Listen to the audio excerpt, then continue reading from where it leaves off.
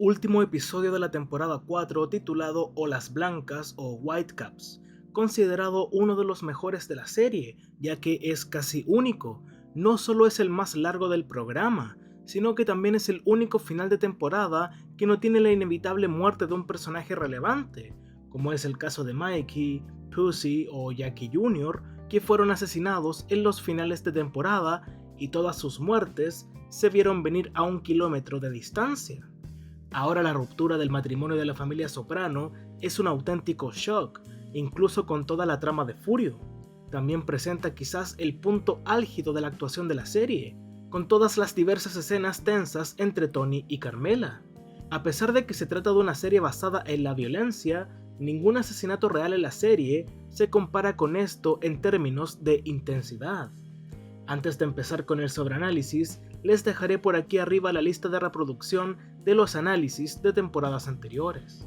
Antes de hablar de las tramas familiares, nombraré dos acontecimientos importantes que pasan en el episodio, como que Junior consigue un juicio nulo gracias a un jurado intimidado, y Adriana sigue reuniéndose con el FBI. Bien, todo comienza con una toma de Carmela en primer plano en la oficina del Dr. Cusumano, con ojos vidriosos y enferma, puesto que los anhelos emocionales y las luchas morales de Carmela finalmente pasan al primer plano de la serie. Podemos suponer que su enfermedad no tiene exactamente una causa física, sino que es una manifestación psicosomática de su depresión y dolor por Furio. Este dolor es la falla principal sobre la que se tambalea el programa en este capítulo. Esta primera escena también es importante porque plantea un tema importante que ha estado presente en casi todo el programa, la identidad étnica y el sueño americano. Cuando el Dr. Cusamano dice esto, Score one for the Italians. You don't have lupus. Thank God for that, huh? llama la atención sobre la etnicidad italiana de Carmela. Los Soprano se han preocupado durante mucho tiempo por problemas de la identidad italiana estadounidense, y la serie utilizó con anterioridad a los Cusamano para destacar deliberadamente algunos de estos problemas. Los problemas sobre la etnicidad, el sueño americano y la actitud de la familia Soprano y el acceso a este legendario sueño juegan un papel sutil pero significativo en los eventos del capítulo.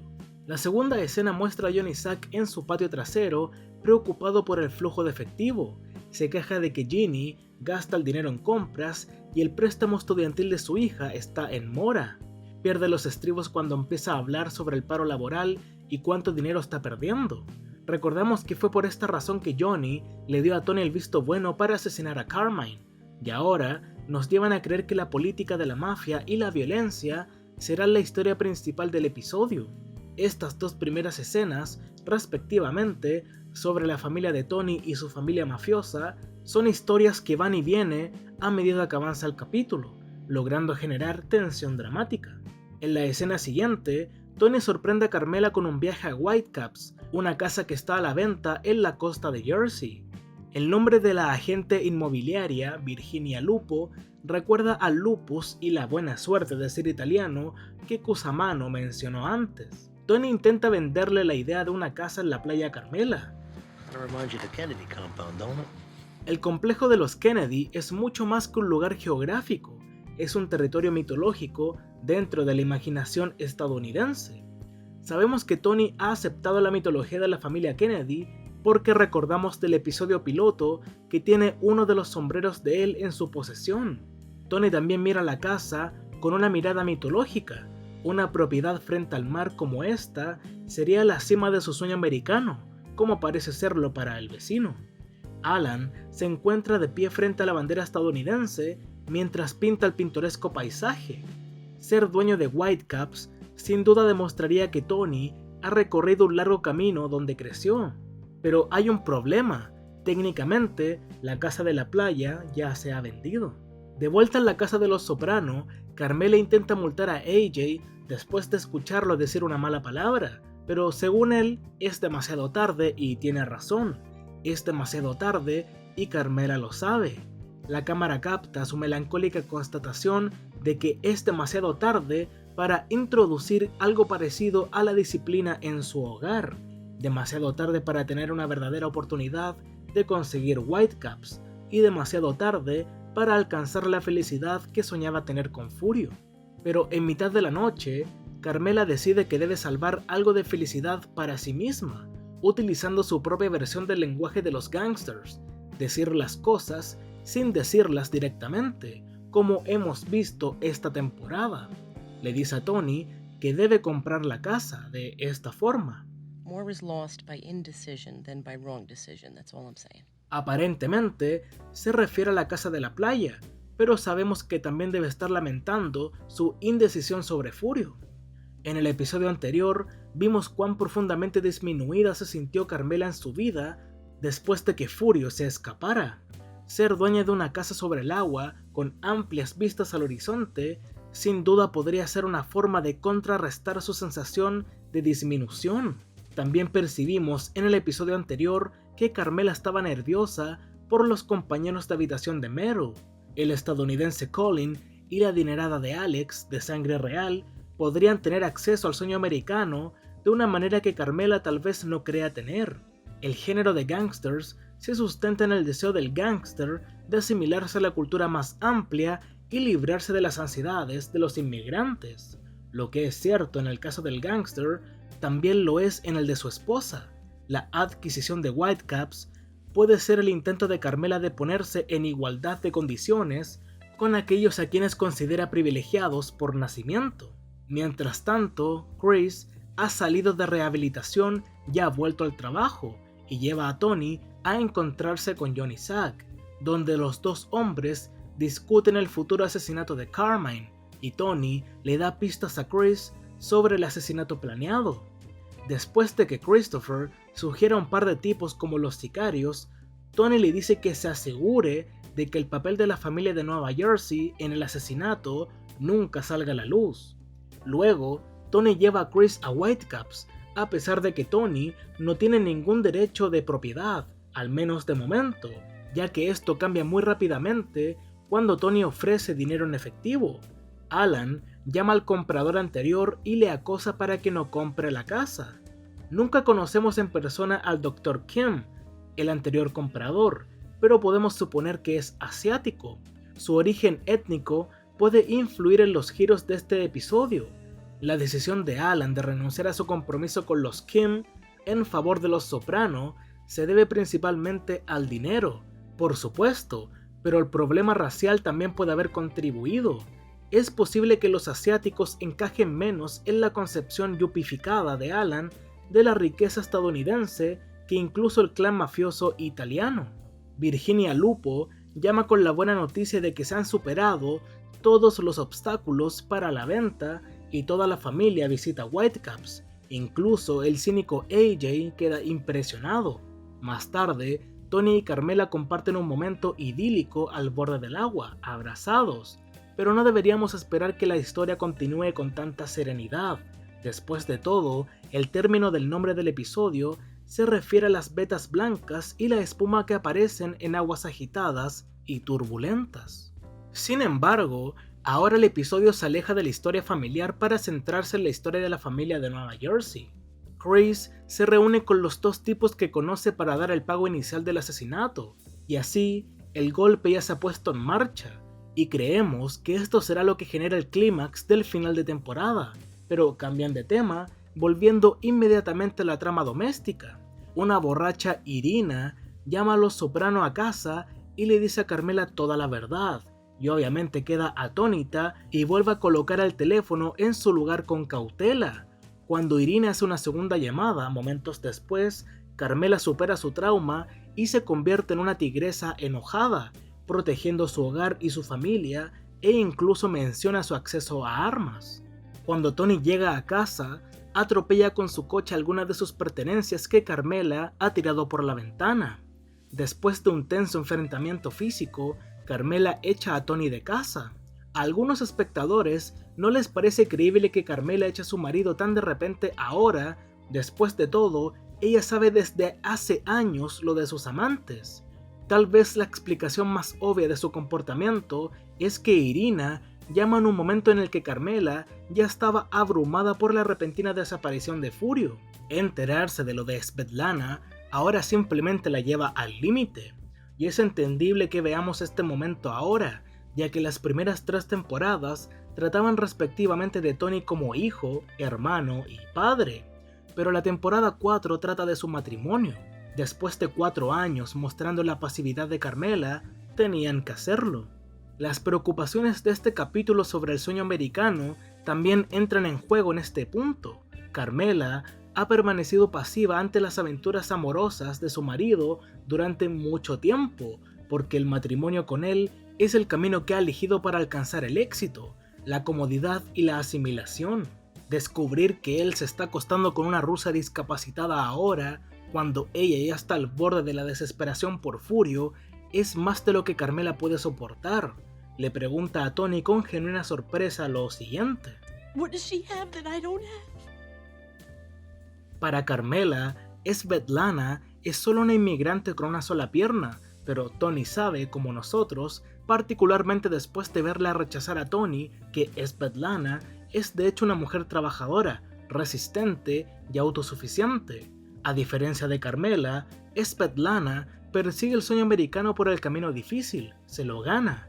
Esta diferencia entre Carmela y Svetlana se enfatiza a través de la yuxtaposición de esta escena con la siguiente, en donde vemos a Carmela llorando e hiperventilando, y en la otra escena, Tony se encuentra con Svetlana, tranquila, serena y dueña de sí misma como siempre.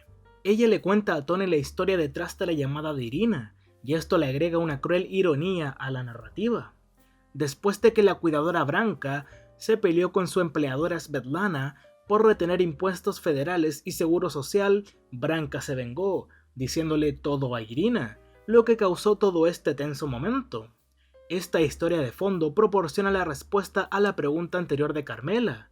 Muestra exactamente lo que Svetlana tiene y Carmela no tiene: integridad. Carmela ha hecho un trato con el diablo, casándose con un hombre que pasa gran parte de su vida ocultando sus ingresos a servicio de impuestos internos. Ingresos, por cierto, que Carmela ha hurtado en el pasado, pero la honesta Svetlana no está dispuesta a hacer trampas con los impuestos federales, y eso es lo que impulsa a Branka a delatar a Irina su aventura con Tony.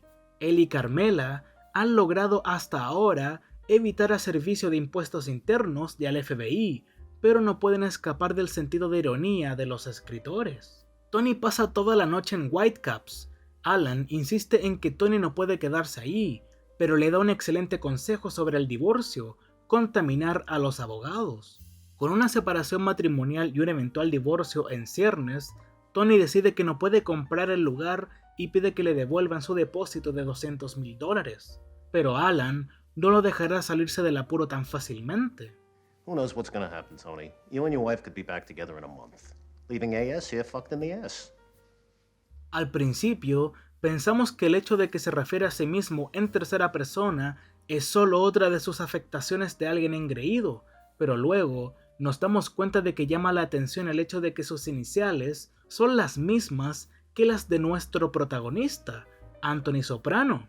El abogado, Alan Sapinsley, y el gángster Anthony Soprano son clones espirituales, cada uno con la arrogante creencia de que las reglas no se aplican a él mismo. Tony incumple su trato con Alan, tal como Alan incumplió su trato con el Dr. Kim. En la temporada 1, Tony aseguró esto. How life would have been different. Maybe I'd be selling patio furniture in San Diego or whatever. Pero es posible que podría haberse convertido en uno de esos abogados imbéciles como Alan. Además, la esposa de Alan le advierte que Tony es un mafioso, pero esto no lo intimida, no es su primer trato con la mafia. Más adelante, John y Zack llama a Tony con la noticia de que Carmine ha cambiado de opinión. Se reúnen en un parque para llegar a un acuerdo sobre las ganancias de la estafa, pero Johnny no está contento. Sigue queriendo que se lleve a cabo el asesinato. En el Ving, Paulie se pone del lado de Tony en vez del de Carmela, con demasiado entusiasmo, lo que hace sospechar a Tony sobre su lealtad. Es en ese momento cuando Alan llama para hablar del depósito. Alan es el doble yuppie de Anthony Soprano. Además, los dos hombres hablan entre sí por teléfono, y ambos tienen la misma foto del campeón de peso pesado, Rocky Marciano, detrás de ellos. Alan puede trabajar en una oficina en el centro de la ciudad mientras que Tony opera en una trastienda sórdida, pero ambos son esencialmente el mismo tipo de persona. Cada uno es un matón egoísta y arrogante. Tony se comporta como un matón no solo en sus asuntos comerciales, sino también en sus asuntos personales. El peso pesado Tony se abre camino de regreso a la casa de los Soprano a pesar de las protestas de Carmela. Se muda a la sala de entretenimiento, transformándola en su residencia de largo plazo. AJ entra e intenta dormir con él, pero Tony piensa que Carmela no podría estar de acuerdo. En una escena anterior, cuando AJ maldijo, Carmela intentó multarlo con $3, pero cuando maldice en esta escena, Tony le da dinero. Es esta falta de disciplina y rectitud que Tony ha demostrado toda su vida que Carmela ya no puede soportar. Es por eso que Tony ahora se encuentra durmiendo en un colchón inflable en la habitación separada en lugar de con Carmela en su dormitorio. Tony da vueltas en el colchón inflable sintiendo que algo no está bien con la petición de Johnny Sack de matar a Carmine, así que llama a Chris y le dice que cancele el asesinato y se asegure de que nadie sepa de esto. Chris entiende que la última forma de asegurarse de que el trato secreto con Johnny Sack nunca salga a la luz es matando a los sicarios. En el cálculo cruel y racista de la mafia, los secretos de los hombres italianos valen más que las vidas de esos dos hombres. Después de que Chris se encuentra con ellos, Benny y Petey los llenan de balas, un derramamiento digno de ver en un final de temporada. Pero lo mejor del episodio aún está por llegar. Luego, la escena corta a una en donde vemos unos árboles que se han vinculado con la muerte y la depresión en episodios anteriores. Tony descansa en su piscina bajo los árboles, relajado y actuando como si nada pasara. El agua tranquila de la piscina es un contraste directo con las aguas turbulentas y agitadas que simbolizan las crestas blancas. Carmela, que se encuentra atrapada en el tumulto de sus emociones, mira al tranquilo Tony con consternación y enojo. Presiona a Tony para que se lleve las butacas adentro porque no es bueno para el césped. Ahora, el episodio nos presenta una de las discusiones domésticas más intensas jamás vistas, el verdadero clímax del episodio. Las frustraciones y rencores de larga data que han estado hirviendo a fuego lento en el caldero de su infeliz matrimonio finalmente hierven. Tony y Carmela se despellejarían vivos el uno al otro si pudieran. Ella juega vengativamente su carta más fuerte, revelando su enamoramiento de meses con Furio. Ella nunca se metió con él, pero Tony sintió el dolor que Carmela había estado sintiendo durante todo su matrimonio y no pudo soportarlo ni siquiera por 60 segundos, y cuando está a punto de golpearla, clava su puño a través del panel de yeso.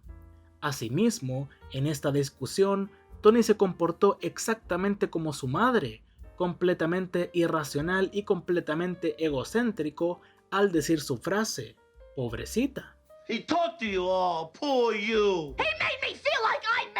En otra escena, el yate de Tony llega a la puerta de la casa de Alan para poner a todo volumen un poco de Dean Martin, impidiendo que Alan y sus invitados disfruten de su sopa de aleta de tiburón. En la temporada 2, Melfi comparó la necesidad de Tony de mantenerse ocupado, de seguir moviéndose como un tiburón, y aquí Alan intenta tomar una sopa que se hace cortando las aletas de los tiburones, una práctica que a menudo mata a las criaturas al hacer que se vuelvan inmóviles, pero no puede inmovilizar al tiburón Tony, que ha encontrado una forma novedosa de atacar a su presa. La historia de la familia concluye con Tony reuniéndose con Johnny Sack para decirle que no va a matar al jefe de Nueva York. Johnny se enoja con la noticia. La ira hiriente de Johnny hacia Tony deja abierta la posibilidad de una guerra de mafias para la próxima temporada. Un detalle interesante de esta escena tiene lugar cuando Johnny menciona la palabra peso y Tony se aguanta la risa. Marriage can be very hard work if both aren't pulling that load. Recordemos que Johnny estaba furioso por el chiste que hicieron de su esposa sobre su sobrepeso, y Tony tal vez recordó el chiste. La serie ahora da por concluida la trama doméstica. Después de la pelea con Carmela, Tony decide que lo mejor es irse de casa.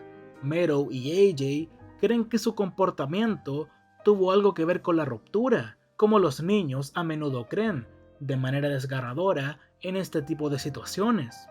Por más polémico que sea este matrimonio y por más malvado que pueda ser Tony, aún nos sentimos tristes por la ruptura de la familia Soprano. Asimismo, Meadow recuerda cuando trató mal a sus padres porque supuestamente no había comida. Flashback que nos ayuda a entender que se está culpando a sí misma y que también no valoró su vida familiar estable que tenía. Ahora la ha perdido para siempre. Y después de esa tensa discusión nos hace sospechar que probablemente Tony decidió irse de su casa porque sospechaba que John y Zack iba a mandarlo a matar, en lugar de consideración hacia su esposa y familia. Por eso Tony se pone una gorra, cosa que nunca usa, y Carmela al verlo así le dijo que tuviera cuidado, como si supiera que estaba en problemas. Pero todo como siempre es muy ambiguo. En la escena final, Alan y su esposa salen a ver al mar, pero el yate de Tony sigue estando cerca. Esta escena final subraya lo complicada que es nuestra relación con Tony Soprano. Por más horrendo que pueda ser, nos alegramos y quizás hasta envidiamos que sea capaz de poner a un idiota como Alan en su lugar. El acto relajado de Dean Martin comienza a sonar en los altavoces, obligando a Sapinsley a retirarse a su casa. Sabe que Tony Soprano ha sacado lo mejor de él. Pero volviendo a la familia Soprano, Melfi tenía razón cuando hablaba de lo que sentía Tony por Carmela. You'll never leave your wife. Bullshit. You know, there's a limit to how much She shit I... might leave you, but you'll never leave her. Tony engaña a Carmela y hace cosas horribles, pero su espacio seguro siempre ha sido ella. Cuando está sin Carmela, finge que su vida es mucho mejor y que puede hacer lo que quiera, pero se nota lo asustado que está.